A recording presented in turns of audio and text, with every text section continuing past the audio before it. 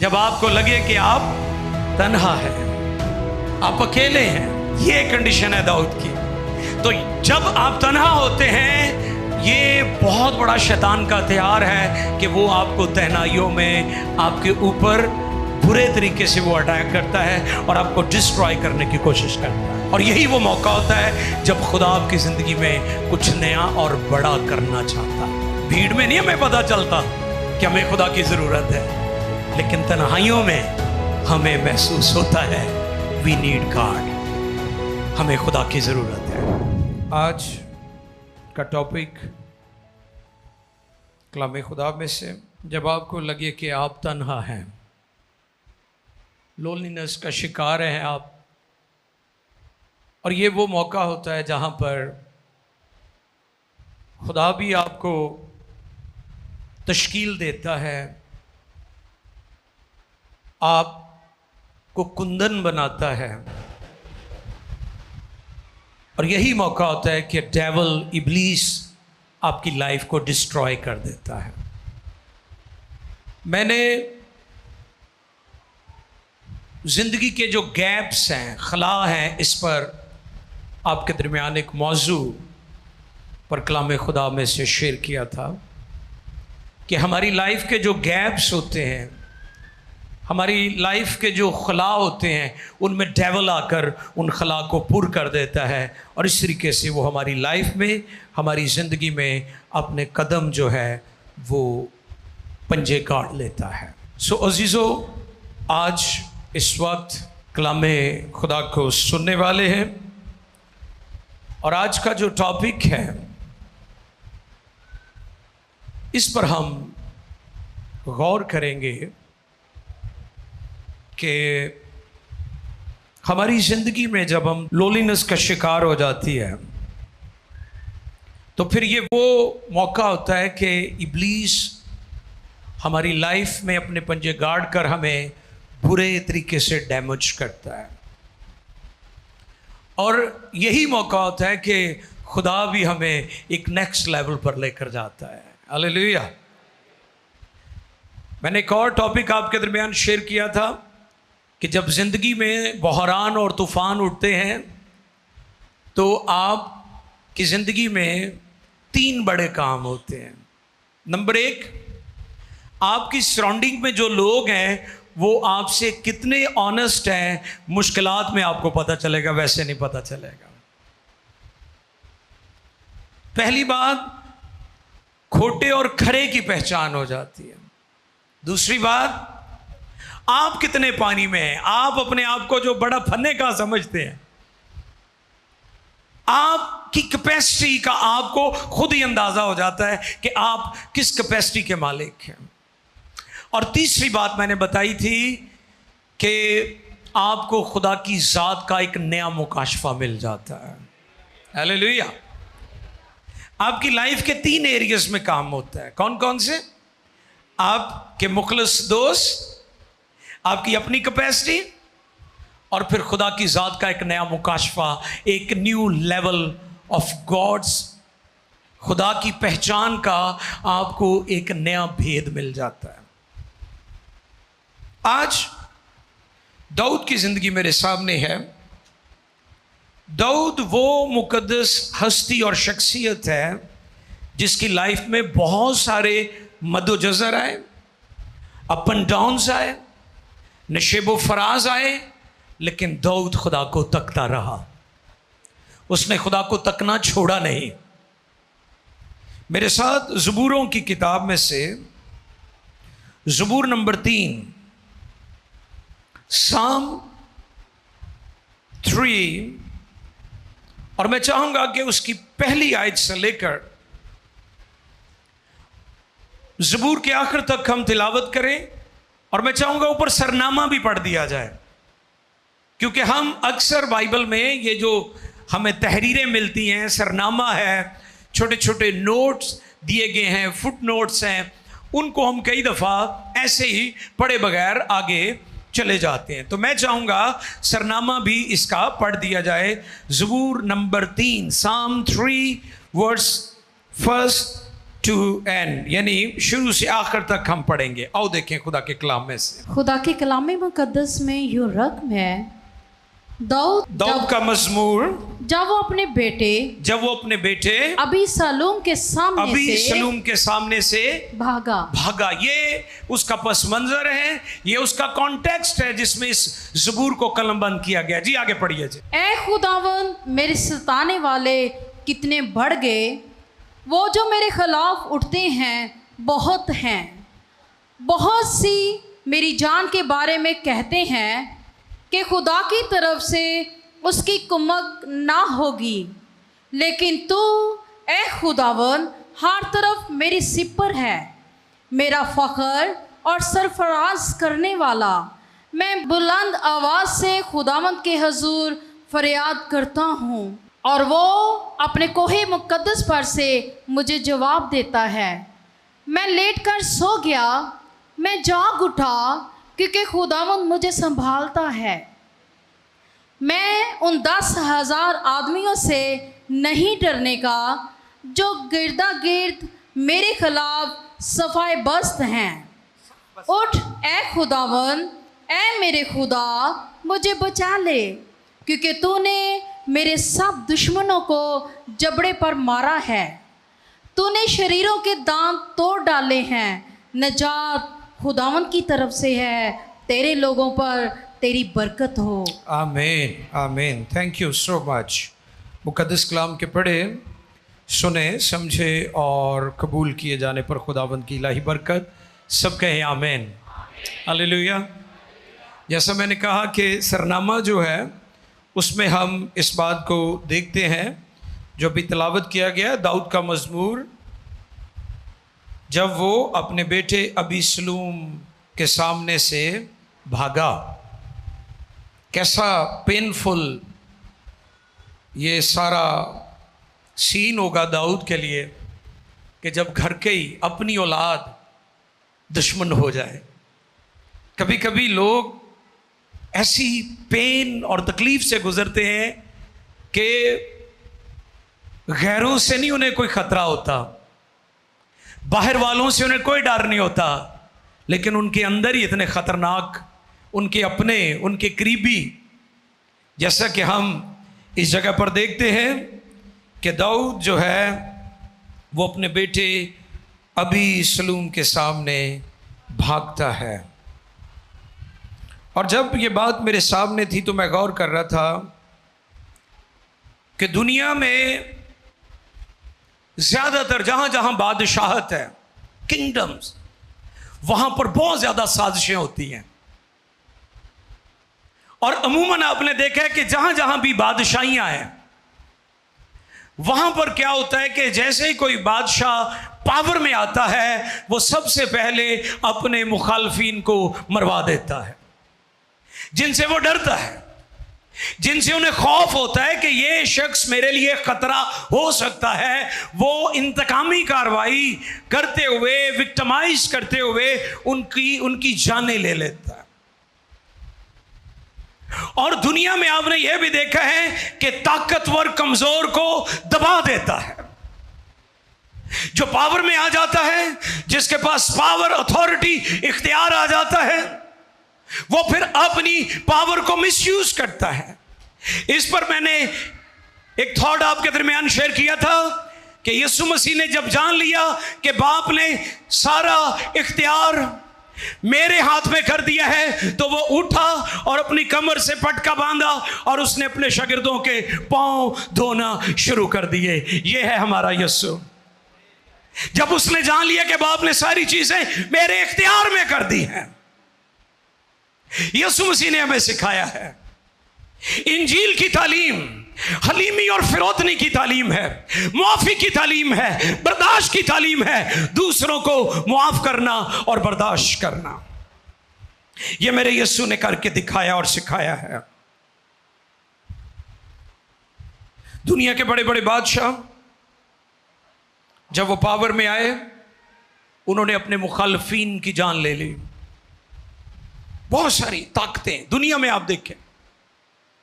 और पिछले दिनों भी मैं बता रहा था कि what a great king Charles जो बरतानिया का मौजूदा किंग है, उसने 70 साल वेट किया अपनी बारी का। और मैंने अप्रिशिएट किया था, और यह भी मैंने बात कोट की थी कि जो मलका थी क्वीन एलिजाबेथ से किसी ने पूछा कि मलका, आपकी इस रोए ज़मीन पर सबसे बड़ी डिज़ायर क्या है? तो मलका ने कहा, मेरी सबसे बड़ी जो हार्ट डिज़ायर है वो ये है कि यीशु मसीह मेरे जीते जी इस दुनिया में आ जाए और मैं अपने सारे ताज यीशु के कदमों में रख दूं और मैं कहूं, तू बादशाह है, तू किंग है, तू हकीकी बादशाह है। अजीजों, दाऊद को बाहर वालों से खतरा नहीं था जितना उसे अपने बेटे से था, और यह बात दाऊद के लिए बहुत पेनफुल होगी। और अब दाऊद जान बचाने के लिए भाग रहा है। और आपको पता है, उसने जात में जाकर पनाह भी ले ली थी, और फिर जो जात का बादशाह था उसने उसका तमस्कर उड़ाया था। क्या ये वही दाऊद नहीं जिसने लाखों को मारा? उसने ये बात तंजन कही थी, तंज करके कहा था दाऊद को। और इस पर मैं अक्सर बात कहता हूं कि जब हमारे अपने हमारा साथ ना दें तो फिर गैरों को बातें करने का मौका मिलता है। जब अपने जख्म देते हैं तो फिर गैरों को भी मौका मिलता है कि वो बातें करें। इसलिए अपने मामलात अंदर बैठकर सेटल कर लिया करें। बीवी और शोहर आपस में बैठकर चीजों को सेटल डाउन करें, दूसरों को अपनी लाइफ में इंटरफेयर ना करने दें। आप दुख उठाते हैं जब आप अपने मसाइल दूसरों के साथ शेयर करते हैं। लोग आपका तमस्कर उड़ाते हैं, लोग आपके बारे में बुरी बातें करते हैं, और यहां तक वो आपके खुदा की तहकीर भी करते हैं। दाऊद का बेटा उसकी जान का दुश्मन हो गया और वो उससे जान बचाकर भागता है। और इस कॉन्टेक्स्ट में इस ज़बूर को कलमबंद किया गया है। दाऊद दुआ करता है, और दुआ क्या करता है? ऐ खुदावंद, ऐ खुदावंद, ऐ खुदावंद, मेरे सताने वाले कितने बढ़ गए। पहले ये नहीं बेटा ही था, हुण उहदे नाल होर एक ग्रुप रल गया है, और ये वही ग्रुप है जो पहले दाऊद के साथ था। सुने गौर से, एक ग्रुप कोई ऐरा गहरा निगा, ये वो ग्रुप है जो पहले दाऊद की तारीफें करता था। आप लोगों पर ज्यादा ट्रस्ट ना किया करें, लोगों दे बदलन लगे ज्यादा देर नहीं लगती। मेरी बात समझ रहे? कई दफा हम इंसानों पर बहुत ज्यादा ट्रस्ट करते हैं कि जी ऐ नहीं मैनू छड़ेगा, ऐ नहीं मैनू छड़ेगा, ऐ नहीं छड़ेगा, ऐ नहीं छड़ेगा। सुन लीजिए, लोगों के तब्दील होते हुए ज्यादा देर नहीं लगती कि वो लोग जो एक वक्त में आपकी तारीफें कर रहे हैं, तारीफों के पुल बांधते हैं, आपको अप्रिशिएट करते हैं, आपके साथ जीने मरने के वादे करते हैं, कहते हैं जी हमारी तो आखिरी सांस भी आपके साथ होगी, उनके तब्दील होते हुए पता नहीं चलता। और यही काम दाऊद के साथ भी हुआ था कि वो लोग जो पहले उसके साथ थे अब उसके बेटे के साथ मिल गए हैं। और दाऊद क्या कहता है? ऐ खुदावंद, पढ़िए जी, सुने दाऊद की स्टेटमेंट। ऐ खुदावंद, मेरे सताने वाले कितने बढ़ गए, कितने बढ़ गए। वो जो मेरे खिलाफ उठते हैं, बहुत हैं, बहुत से। यानी वो अब तन्हा है। टॉपिक क्या था मेरा? जब आपको लगे कि आप तन्हा हैं, आप अकेले हैं, ये कंडीशन है दाऊद की। तो जब आप तन्हा होते हैं, ये बहुत बड़ा शैतान का हथियार है कि वो आपको तन्हाइयों में आपको अटैक करे, आपके ऊपर बुरे तरीके से वो अटैक करता है और आपको डिस्ट्रॉय करने की कोशिश करता है। और यही वो मौका होता है जब खुदा आपकी जिंदगी में कुछ नया और बड़ा करना चाहता है। भीड़ में नहीं हमें पता चलता कि हमें खुदा की जरूरत है, लेकिन तन्हाइयों में हमें महसूस होता है वी नीड गॉड, हमें खुदा की जरूरत है। अब दाऊद तन्हा रह गया है, और फिर आगे क्या कहते हैं? अगली आयत पढ़िए जी। बहुत से मेरी जान के बारे में कहते हैं। हाँ, अब उनकी स्टेटमेंट सुनो। बहुत से मेरी जान के बारे में कहते हैं कि खुदा की तरफ से, कि खुदा की तरफ से उसकी कुमक ना होगी। वाह, खुद भी छाड़ता ते ये भी कहता कि खुदा ने भी इन्हू छाड़ता है। लेकिन खुदा दाऊद नू कभी भी नहीं छड़ेगा, क्योंकि दाऊद ने हमेशा खुदा को उसको तकता रहा है। उसने खुदा को अपने सामने रखा है। वो कहता है मैंने खुदा को अपने सामने रखा है। दाऊद की जिंदगी में बहुत सारे नशेबो फराज आए, लेकिन उसने खुदा को तकना छोड़ा नहीं है। ये की थी दाऊद की लाइफ में। आपकी जिंदगी में भी आ सकते हैं बहरान, मुश्किलात आ सकती हैं, लेकिन खतरनाक बात यह है कि अगर आप खुदा को तकना छोड़ देते हैं, ये खतरनाक बात है। उसने अपनी जिंदगी के हर तरह के हालात में खुदा कादरे मुतलक पर अपनी, अब स्टेटमेंट वो क्या दे रहे हैं कि खुदा की तरफ से इसके लिए कुमक, क्योंकि वो जानते थे कि दाऊद का जो सीक्रेट है, दाऊद के पास जो पावर है, वो खुदा की हजूरी है। दाऊद एक जबरदस्त जंगजू भी था, वो बादशाह भी था, वो शायर भी था, वो मौसीकार भी था, वो सिंगर भी था, वो परस्तार भी था। उसके पास मल्टी टैलेंटेड ब्लेसिंग्स थी। अब उसके मुखालफिन क्या कहते हैं कि अब खुदा की तरफ से इसके लिए कोई कुमक ना होगी। फिर वो क्या कहते हैं, और क्या कहते हैं, फिर दाऊद क्या कहता है, लेकिन तू ए खुदावन, लेकिन तू ए खुदावन हर तरफ मेरी सिपर है, मेरी सिपर है, मेरा फखर और सरफराज करने वाला, और मेरा फखर और सरफराज करने वाला। दाऊद ने भी फिर ऐलान कर दिया। उन्होंने कहा कि दाऊद के लिए अब ऊपर से कुमक नहीं आएगी। तो दाऊद क्या ऐलान करता है, वो कहता है कि मेरा खुदा मेरी सिपर है।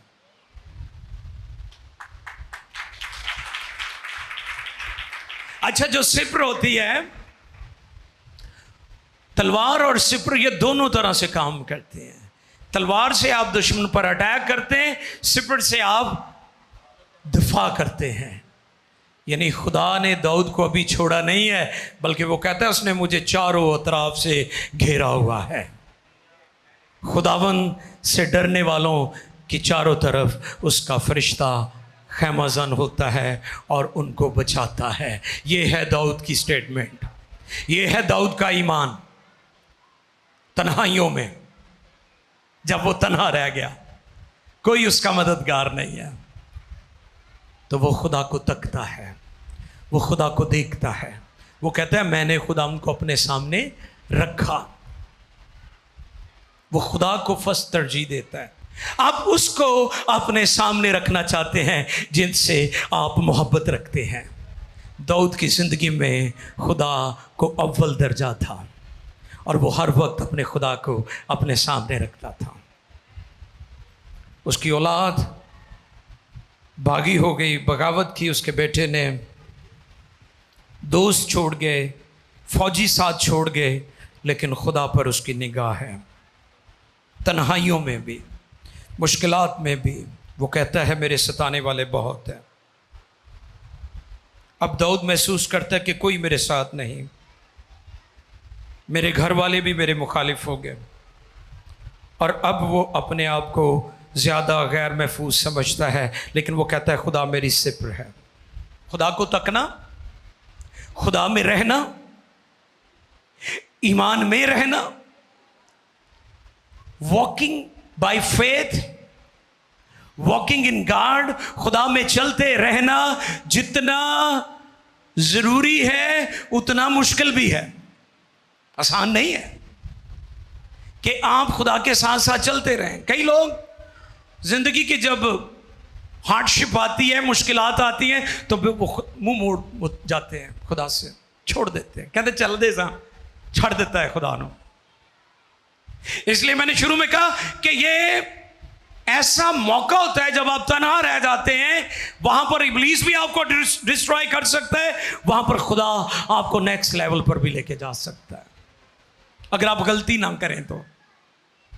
अगर आप मिस्टेक ना करें तो, अगर आप अपनी नजरें खुदा पर लगाए रखें तो खुदा आपको नेक्स्ट लेवल पर लेकर जा सकता है। इसलिए बड़े मोहतात रहने की जरूरत है। जैसे मैंने कहा कि ये वही ग्रुप है जो कभी दाऊद के साथ था, दाऊद की तारीफें करता था, अब वो दाऊद के बेटे अबीसलूम की तारीफें कर रहे हैं। मुफाद परस्त लोग। कौन से लोग? आपको पता है ये सियासी दुनिया में बड़ा ऐसा होता है। हम अक्सर देखते हैं पाकिस्तान के मीडिया पर भी, ਅਸੀਂ ਕਹਿੰਦੇ ਆ ਵੇਖੋ ਕਿੱਡੇ यार चलाक लोग ने, ये पहले फलां टोले दे नाल सी, अज इस टोले दे नाल है। हाँ जी, वो जनाब पहले फलां पार्टी के पिछे पिछे फिरदे हुंदे आ, वो जेड़ी पार्टी इकतदार च आंदी उधर नहीं कूद पैंदे ने। ये मफाद परस्त लोगों की अलामत है। ये लोग ऑनेस्ट नहीं है, ये आप अपनी आंखें खोल कर रखें। ऑनेस्ट लोग जो हैं वो ऐसे नहीं होते। ये मुफाद परस्त लोग हैं। हाँ जी, जेड़ा किसी से पूछा जी ताड़ी पार्टी केड़ी, उन्होंने आख्या जेड़ा जिते ओदे नाल। किसी ने पूछा जी भाजी ताड़ी सियासी पार्टी केड़ी है, ते जवाब की आया, जेड़ा जिते ओदे नाल। यही काम दाऊद के साथियों ने किया कि उन्होंने वेख्या कि इहदा पुत्र इकतदार च आ गया है, वो जनाब दाऊद नूं छड्ड के ते फौरन उहदे पुत्र दे नाल रल गए। ऐसे लोग ऑनेस्ट लोग नहीं हैं।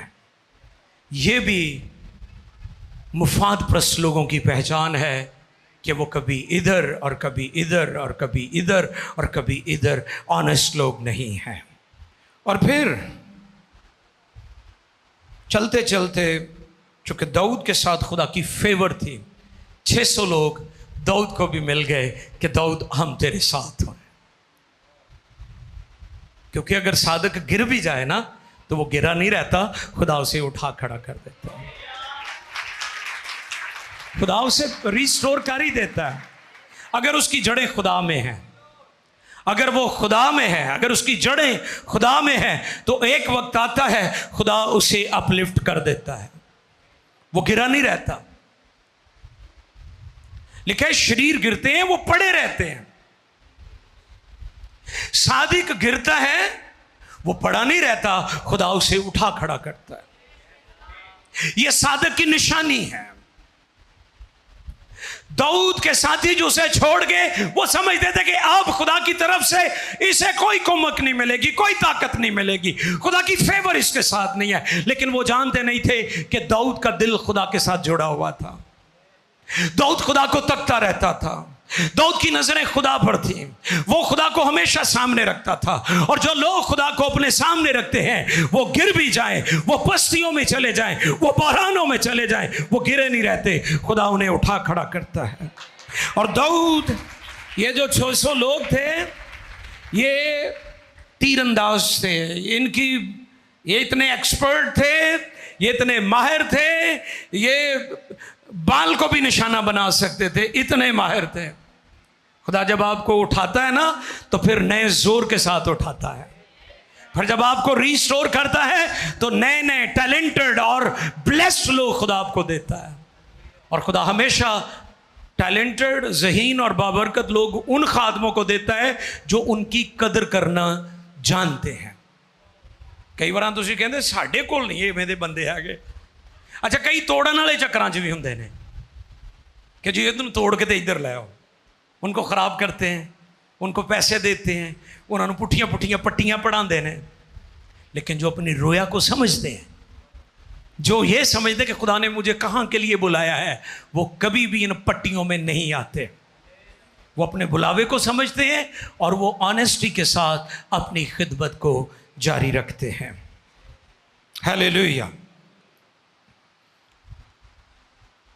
जब आपको मुकाशफा मिल जाए कि खुदा आपके साथ है, तो फिर आप कभी भी पस्तियों में नहीं रहेंगे।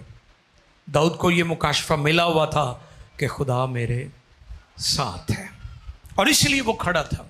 अगर आप खड़े रहें ऐसे हालात में, कई लोग ऐसे हालात में प्रेशर, मुखालफत, बर्दाश्त नहीं कर पाते, मैदान छोड़कर भाग जाते हैं।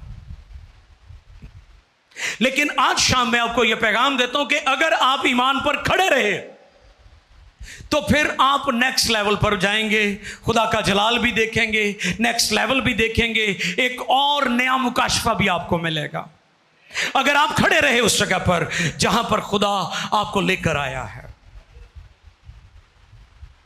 कई दफा हम कहते हैं कि हम क्यों इन हालात से गुजर रहे हैं, जैसे दुख आते हैं, बीमारी आती है, गुर्बत आती है, कमजोरी आती है, मुखालफत आती है, जीना ही हराम लोग कर देंगे ਤੁਹਾਡਾ। ਤੁਸੀਂ ਕਹਿੰਦੇ मैं तो चंगा भला सा, मेरे नाल होया की है, मेरे नाल इवें नहीं होना चाहिए सी, मैं तो इन्हां नाल नेकियां कीतियां, मेरे नाल की करन दे ने। खुदा हालात को, चीज़ों को अलाउ करता है, चीज़ों को होने देता है। मसलन खुदा सदरक मीस अब्दुन्नजू को आग की भट्टी में जाने से बचा सकता था तो फिर जलाल किवें ज़ाहिर होना सी, उत्थे दे बादशाह नूं किवें पता लगना सी कि इन्हां दा खुदा जिंदा। खुदा होने देता है, खुदा होने देता है। अगर दानियल को शेरों की मांद में ना डाला जाता तो खुदा का जलाल कहां जाहिर होता। खुदा चीजों को होने देता है आपकी लाइफ में, और फिर क्या होता है, फिर आप एक नई ग्लोरी को देखते हैं, नई ग्लोरी आपकी लाइफ में आती है, और फिर खुदा आपको अगले लेवल पर लेकर जाता है। 5वीं आयत पढ़ें जी। मैं लेटकर सो गया। वाह, सुने, इस पर पहले भी मैंने बताया था कि आपकी एंजाइटी, रेस्ट बेहतरीन उसका हल है। सुन ले गौर से मेरी बात। तुसीं कहंदे ना मेरा सिर दुखदा, मेरी अखां भारियां होईयां, मेरे मोढे भारे होए ने, तुसीं सौ के वेखियो नींद किड्डी वड्डी बरकत है, खुदा तुहानूं रीस्टोर कर देगा।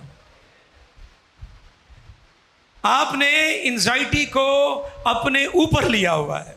एलिया दश्त में लिखा है कि जब वो अपनी जान बचाकर भागता है, दश्त में दूर मुसाफत पर चला जाता है, लंबे ट्रैवल पर, तो लिखा है वो वहां पर जाकर सो जाता है। खुदा का फरिश्ता आता है, उसे जगाता है, उसे खाना खिलाता है, अंगारों पर पकी हुई रोटी, और फिर वो सो जाता है। कभी कभी रेस्ट हमारी जिंदगी में बहाली का बाइस बनती है, और हम इतने बिजी, हमारे पास सोने का भी वक्त नहीं है। और मैं बारहा यह बात सिखाता हूं, आज की दुनिया उल्ट हो गई है, सोने के वक्त जागती है और जागने के वक्त, इसलिए तो आपके छोटे छोटे बच्चों को शुगर है, क्योंकि आप नेचर के मुखालिफ चल रहे हैं। हर बंदा ब्लड प्रेशर, हर बंदा शुगर दा मरीज, हर बंदा दिल दा मरीज, और पाकिस्तान च ते गुर्दियां दे मरीज सारे पासे, क्योंकि आप नेचर के खिलाफ चल रहे हैं। आप जैसे जैसे नेचर से दूर जाएंगे, आपकी हेल्थ, आपकी जहनी हेल्थ, आपकी बदनी हेल्थ, और यहां तक कि आपकी रूहानी हेल्थ भी खराब होगी। एलिया सो जाता है। कई दफा रेस्ट जो है वो हमें रिस्टोर करती है। कई दफा खामोशी हमारी जिंदगी में बहुत सारी चीजों को बहाल करने का काम करती है। क्या कहते हैं दाऊद, पढ़े 5वीं आयत। मैं लेटकर सो गया, मैं लेटकर सो गया, मैं जाग उठा, मैं जाग उठा, क्योंकि खुदावन मुझे संभालता है। हालेलुया, स्टेटमेंट ही बदल गई। पहले दुश्मन की कह रहे ने, फला कह रहे ने, कुमक नहीं है, मदद नहीं है, हालात नहीं तब्दील होने, ते नींद दे विच ऐसा रीस्टोर होया, रिफ्रेश खुदा दा खादम होया है कि वो कहंदे है, सुनो दूसरे हिस्से च की कह रहे हैं, मैं जाग उठा, क्योंकि खुदावन मुझे संभालता है, मुझे संभालता है। एक्नॉलेजमेंट है उसकी, फेथ स्टेटमेंट है उसकी कि खुदावन मुझे संभालता है। खुदा मेहरबान बाप भी है। आप मार्केट जाए ना तो आप अपने बच्चों को वजनी चीजें नहीं पकड़ाते, ऐसे ही है, या प्यो चुक लेंदा है तो या मां चुक लेंदी है, ਬੱਚੇ ਨੂੰ ਹਮੇਸ਼ਾ ਤੁਸੀਂ ਹੌਲੀਆਂ ਚੀਜ਼ਾਂ ਹੀ ਪਕੜਾਉਂਦੇ ਹੋ, तो फैनी भी इस तरह ही करता है। इसको भी हम ज़्यादा वजनी चीज़ें नहीं देते, बेटा ये आप लो इन्वॉल्वमेंट के लिए कि ये सीखे। माँ बाप हमेशा बर्डन जो होता है वो खुद उठाते हैं। जो कौमों का मालिक है, राज़िक है, क्रिएटर है, रिज़्क देने वाला है, वो हमारा बाप है। वो बोझ खुद ही उठा लेता है, वो हमें आराम देता है। और इसलिए ज़बूर में वो कहता है, खुदावंद मेरा मुझे कमी, वो मुझे, वो सारी चीज़ों का जिक्र करता है। ये फेथ स्टेटमेंट है दाऊद की खुदा के बारे में। नजरिया खुदा, दुनिया कौमों का नजरिया ही अजीब है खुदा के बारे में। खुदा हमारा बाप भी है और वो हमारी फिक्र करता है और वो हमारा बोझ उठाता है। वजनी चीज़ें नहीं हमें देता, हल्की फुल्की सी चीज़ें हमें कहता है। और फिर अब स्टेटमेंट चेंज होती जा रही है। 6 आयत पढ़ें। मैं उन 10,000 आदमियों से, वाह, मैं उन 10,000 आदमियों से नहीं डरने का। वाह, अब चीजें चेंज हो रही हैं। अब रिस्टोर हो गया है। अब वो सो गया था, वेल रेस्टेड है, उसकी एनर्जी बूस्ट हो चुकी है, रिस्टोर हो चुकी है। खुदा ने उसे कुव्वत बख्शी है, उसको बहाल कर दिया है। जब आप बहाल हो जाते हैं, आपकी फेथ स्टेटमेंट तब्दील हो जाती है, आपकी गुफ्तगू लोगों जैसी नहीं होती। वो कहते हैं 10,000 मेरे मुखालफीन है, लेकिन मैं नहीं डरूंगा। फियरलेस, कोई खौफ नहीं है। जितने मर्जी मेरे मुखालफीन है, क्योंकि वो जान गया कि खुदा मेरे साथ है। और फिर 7वीं आयत, उठ ए खुदावन, उठ ए खुदावन, ए मेरे खुदा, ए मेरे खुदा, मुझे बचा ले, मुझे बचा ले, क्योंकि तूने मेरे सब दुश्मनों को जबड़े पर मारा है। जबड़े पर मारा है। ये जबड़े की गल कर रहा है, क्योंकि जबड़े दे फलसफे नूं वो जानदा सी, जबड़े की कहानी नूं, क्योंकि उसने अपनी भेड़ बकरियों को बड़े बड़े ताकतवर दरिंदों से बचाया था। उनके जबड़े उसने खोल दिए थे। तो जब जबड़ा टुट जाए ना, उसकी होश भी फारग हो जाती है। वो कहना मेरे दुश्मन, बंदा तो जंगजू सी ना, ते दुआ भी जंगजूआं वाली। वो फिर तुसी जिवें जो फौजी हो, तुसी फौजियों वाली दुआ करोगे, है ना। वो जो माइंड सेट होता है आपका, जो चल रहा होता है आपके जहन में, आपके दिल में, जो आपका प्रोफेशन होता है, उसी अंदाज में फिर आपके दुआया अल्फाज भी होते हैं।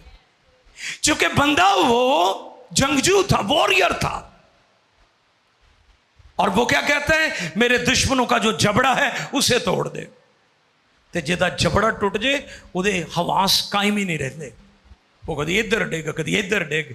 दाऊद कहता मेरे दुश्मनों का ये हशर हो जाए कि उन्होंने होश ही ना रहे, क्योंकि उसे अब पता चल गया है कि मेरा खुदा मेरे साथ है। 8वीं आयत, नजात खुदावंद की तरफ से है, खुदावंद की तरफ से है, तेरे लोगों पर तेरी बरकत हो, तेरी बरकत हो। वाह, नजात किसकी तरफ से है? हालेलुया। आपके मसलों का हल दुनिया के पास नहीं है, हुकूमतों और पार्लियामेंट के पास नहीं है। आपके मसलों का हल खुदा के पास है। हालेलुया। दुनिया में तब्दीली हैवानों से नहीं, आसमानों से आती है। इस पर 12 हम सीख चुके हैं कि आपके मसलों का हल खुदा के पास है, आपकी प्रॉब्लम्स का हल खुदा के पास है। मैं आज भी गुफ्तगू कर रहा था कि अगर वो पंजाबी च कहिए ना, वांस दी छिलतर जड़ी वो तुहाडी उंगली च या पैर च किसी जगह लग जाए तो तुहानूं पता बड़ा तड़फा पाती है और रड़कदी रहिंदी है, स्वैलिंग हो जाती है, रेशा पै जाता है। तुसीं पट्टियां बन्नी जो, लूण बन्नी जो, हल्दी बन्नी जो, पुराने वक्तां च इवें करदे सन, पट्टियां करी जाओ, ठीक नहीं होनी जब तक आप उसमें से उसको निकालेंगे नहीं। आओ आज गौर करें। हम मसलों को हल करने की कोशिश कर रहे हैं, हम पट्टी करते जा रहे हैं, जो वजह है उस पर नहीं गौर कर रहे हैं। मसलन हम कर्ज उतारने की कोशिश कर रहे हैं, हमने इस पर गौर नहीं किया कर्ज चढ़ा क्यों है। इस पर गौर करें कि आप कर्ज के नीचे क्यों आए हैं। जब आप उन चीज़ों को जो सबब बनती हैं, जो वजह बनती हैं, एक होती है लानत, एक होती है लानत का सबब। जब लानत का सबब ख़त्म हो जाएगा तो लानत भी आपकी ज़िंदगी से ख़त्म हो जाएगी। दाऊद की तरह अपनी नज़रें खुदा की तरफ लगाएं, झुक जाएं। तन्हाइयों में उसे पुकारें।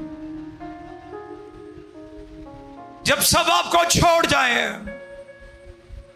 जब अपने और गैर आपकी जान के दुश्मन हो जाएं, जब वो ये कहें कि अब इसकी कुम्मक नहीं आएगी, अब खुदा इसकी कुम्मक नहीं है,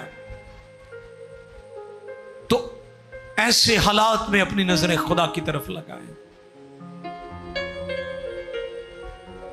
600 लोग दाऊद के साथ मिल गए थे। फिर वो बड़े माहिर थे, जंगजू थे, वॉरियर थे। खुदा आपको रिस्टोर करना चाहता है, लेकिन क्या आप खुदा को तकते हैं? या मुसीबतों में आप भी गिले और शिकवे करते हैं, दूसरों को बुरा भला कहते हैं, दूसरों को इल्जाम देते हैं, अपनी नाकामियों का इल्जाम दूसरों पर ठोंस देते हैं? आओ अपने आप पर गौर करें और से कहें खुदा मुझे बहाल कर, मुझे रिस्टोर कर। दाऊद कहता है मैं लेट गया और सो गया, और जब मैं जाग उठा तो वो इकरार करता है कि खुदा मेरा जोर मेरी कुव्वत है। और हम भी उससे कहें खुदाबंद मुझे बहाल